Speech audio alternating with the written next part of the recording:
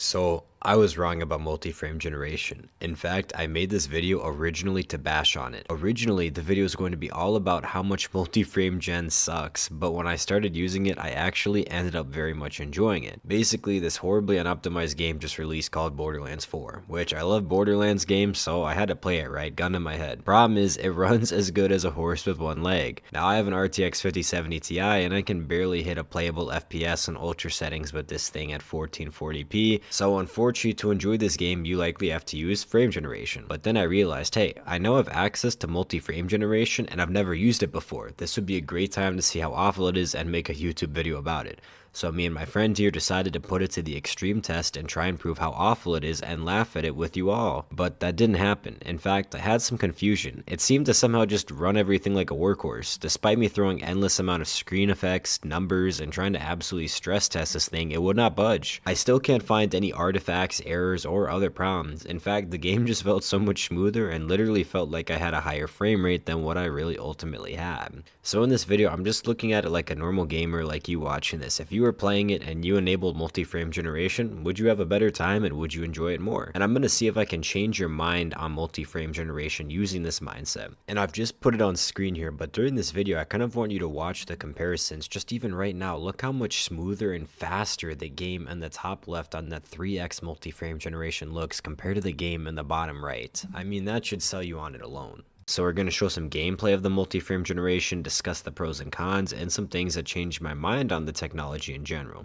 So I'm Tommy from VecTech, a channel all about PC gaming and not being sold out. So welcome in. If you're sick of watching YouTubers that are sold out and not honest and don't care about you, hit that subscribe button. Also, community is huge here. As you can see on my videos, we always have hundreds to thousands of comments. I want to hear your thoughts on multi-frame gen. I love having a discussion going on down there, and I love responding and discussing this stuff. So if you agree or disagree with anything I said or have your own thoughts to share, please put them in the comments below. Now let's get into it. So what is multi-frame generation? So let me bring you up to speed real fast without boring you to death. In simple terms, Nvidia and AMD released a technology a couple years ago that basically uses AI to generate games. In simple terms, right? So when your graphics card on the computer generates the game, it's using that AI to try and look at that and then guess what the next part of the game will look like. So literally, in simple terms, it's kind of like AI generating the game you're playing. I think it's kind of cool. But as you could imagine, this sounds both awesome and horrible at the same time. On one hand, that's like free performance, right? On the other hand, what if the AI just guesses wrong and just makes things up, which we know AI does, like a lot. So that's where my criticism on it began a year ago. I made a lot of videos vocalizing that I really didn't look forward to this technology. Also, as we know with the other AI technology like DLSS upscaling, things often don't look good or work as good in reality. And just so you know, I hate DLSS upscaling myself. I won't even use it at all unless it's necessary. So now you're probably wondering, well, what's the difference between this AI technology that they've had for years versus this new multi-frame gen that just came out this year? Well, simply put, the AI was kind of limited to only generating like one frame per frame that your graphics card makes. So basically, your graphics card makes one picture and the AI makes one picture, right? Now they've upped the ante on it, so now it can make like 3, 4, 5 pictures based on that one picture that your graphics card makes. Now, you don't have to be a rocket scientist to initially think this might be a terrible idea. I mean, it's one thing to have an AI guess something off of one picture and make another picture, but you're kind of asking it to like guess what the future might hold, like pull out a crystal ball and kind of guess, right?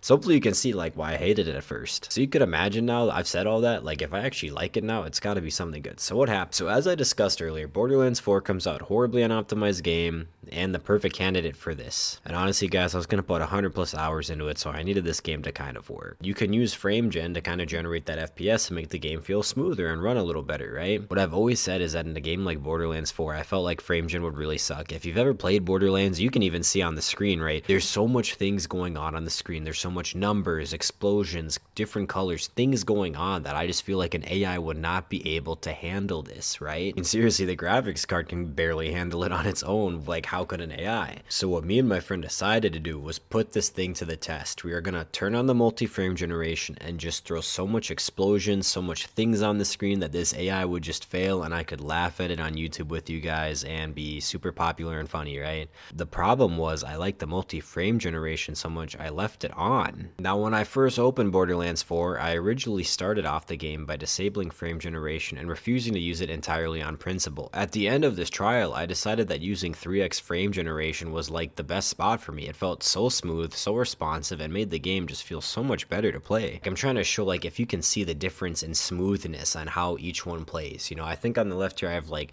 2x frame generation, 3x, and then 4x. Like, I'm trying to see if you guys can see that smoothness. Now, again, the thing is with frame gen, this isn't like a real FPS. It's what the game's supposed to feel like with that AI frame. So keep that in mind. It's not real FPS, but that doesn't mean it didn't feel smoother, and that doesn't mean it didn't feel like a much better, enjoyable experience. I felt like it was so much more enjoyable, and I felt it was so much more smooth. Now, we were throwing grenades, rockets, burn effects, everything we could to make this AI fail, and I seemingly just couldn't find anything wrong with it. Even watching it now, I can't find anything wrong with it.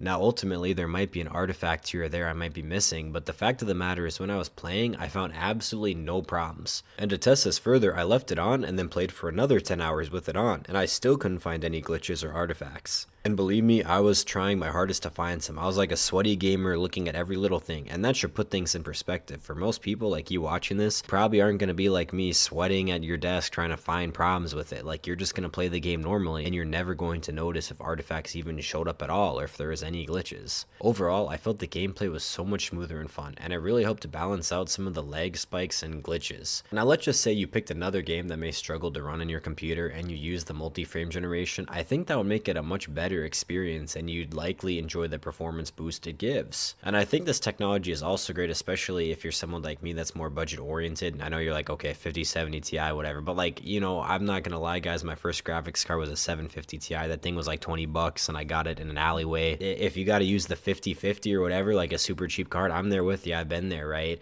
I had that 750 Ti for years. Like, I get it. Like, and I think you can use this technology to get so much more performance out of the card that just wasn't possible before this technology. Now, I didn't realize this before, but once someone said this to me, it kind of made so much sense. The fact is, graphics cards are slowing down on improvements due to the fact that right now, like, engineers' ability to make faster chips on a graphics card is like slowing down. Now, I'm not going to bore you to death with the lecture. It's a concept called Moore's Law if you want to look it up. I'm not going to explain it in this video because it will take literally forever. It's kind of complicated, but simply put, like, the card physically itself, like, you know, the object you hold, it's becoming harder to make it run faster. But when we use AI cores, it currently seems like the limit is like endless. I mean, so far it seems with 3 to 4 times frame generation, you could see a 3 to 4 times performance increase just by using some AI cores. And with that, they had AI cores on the last generation of graphics cards, but this new generation of graphics cards had upgraded AI cores that have much more stronger abilities. And in fact, for those of you that didn't know, a lot of things like ChatGPT or other AI use like NVIDIA graphics cards to run the whole system. So with that, I think these upgraded AI cores are actually making the frame generation better. And I think in the future, when the next generation of graphics cards are released, we might have a better capability of this frame generation even running better, or giving you more frames with less pure performance, which could really make especially cheap cards like work so much better. Now, with everything in life, there are some drawbacks, and there are drawbacks to multi-frame generation. Now, while it didn't apply to me this time, it's important to know that there's some bad uses of multi-frame generation.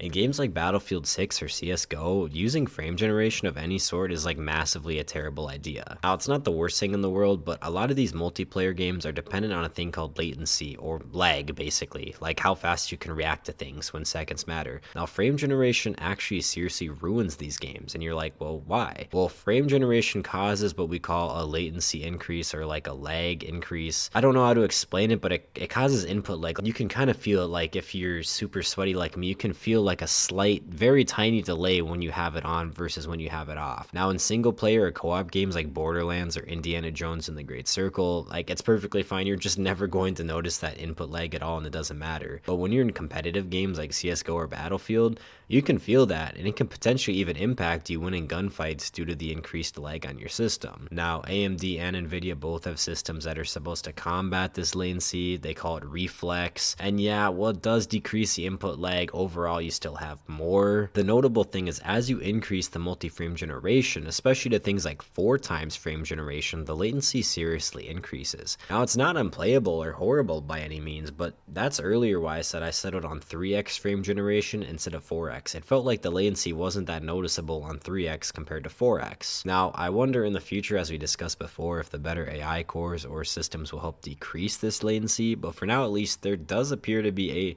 while it's barely noticeable, there is a lag when using frame gen, and for games like CSGO, I just don't think it's even worth the time to enable this technology. And personally, for me in games like Battlefield, I don't even turn it on just because of that lag itself. But in single player games, like I said, stuff like that doesn't even matter. So to wrap it up, I mean, yeah, I think I was wrong. Multi-frame generation isn't perfect, but it's way better than I gave it credit for. And if this tech keeps improving, it might just be the next big leap in gaming. Now, I want to know what you think in the comments below. Is AI generated frame gen performance? Gosh, that's a lot of words. Is that the future? Let's talk in the comments below. I want to hear your thoughts on this. Do you support it? Do you hate it? Let me know. Anyways, I'm Tommy from VecTech. Take care.